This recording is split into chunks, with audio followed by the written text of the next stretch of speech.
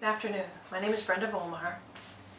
Have you ever lost a loved one to a terminal illness? Whether it could be a mother, father, sibling, child, friend. Well, in the past several weeks, I've actually encountered some very strong people that have taken care of loved ones that were dying. The common denominator, there's actually three families, and the common denominator for these three families was that the families took the person home and honored their wishes to pass away at home in their own home surrounded by their family, and it was very difficult. The first person that I want to talk about is a good friend of mine. Her mom had a very debilitating stroke. It was very severe, and she wasn't able to talk, she wasn't able to eat or move, she couldn't scratch her own nose. I mean, it was a terrible, terrible stroke. She was in and out of the hospital and the rehab with infections over the last 6 weeks, and the doctors ended up coming to the family. They had a meeting, and they said to the family, there's really nothing else we can do for your mom. She's not going to get better, and she had a living will that said she did not want a feeding tube, she did not want to be kept alive by tubes or machines, and she did have a feeding tube put in. So they removed the feeding tube and they took her home to her own home with hospice.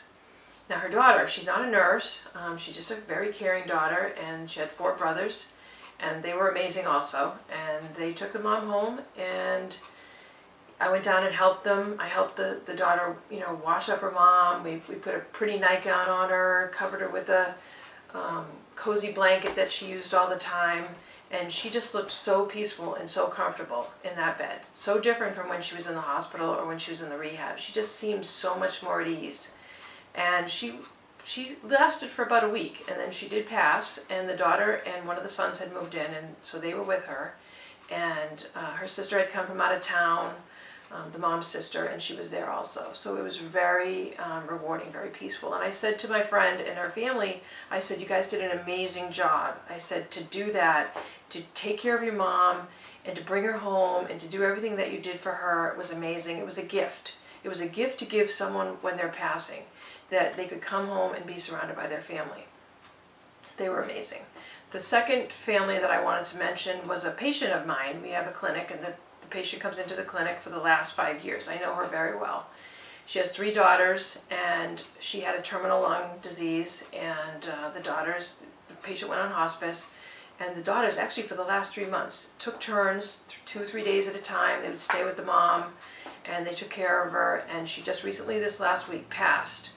I talked to one of the daughters. She hadn't been coming into the clinic, obviously, but I talked to the daughter, and I just told her how wonderful they were and how it was just so amazing that their mom, she got to stay home, and she stayed in her own bed, and she passed so peacefully. And they gave her that gift, another gift.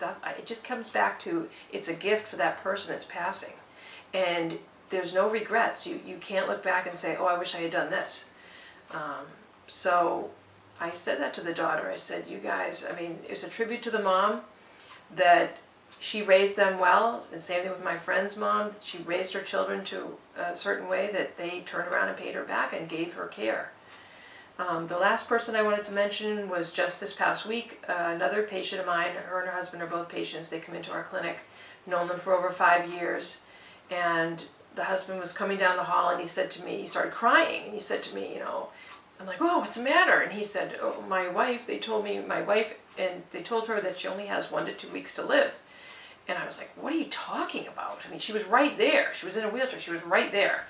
And she was very calm, and he was crying, and he said her kidneys are failing, and she only has 1 to 2 weeks to live. And our 70th anniversary is next week.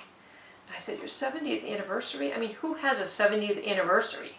They're in their 90s, so they got married very young, obviously, but 70 years they were together. He is going to miss her terribly. And there she sat. She was told she was going to die within 1 to 2 weeks. And I looked at her and I said to her, I can't even imagine how that feels. And he said, well, we're having hospice come in today. The priest is coming Saturday.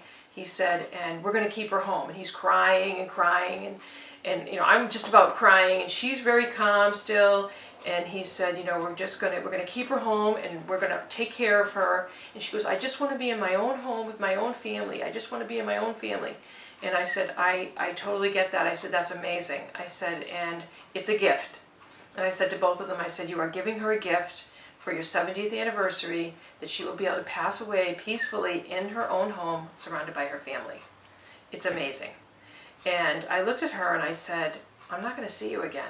They were getting ready to leave, and I gave her a hug, and you know, her husband was crying. I gave him a hug, and I was crying, and it was so sad. But at the same time, I felt a little bit of peace because I knew she was going to pass away in her own home, surrounded by her family.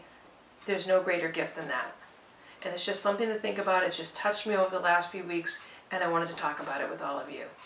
Thank you.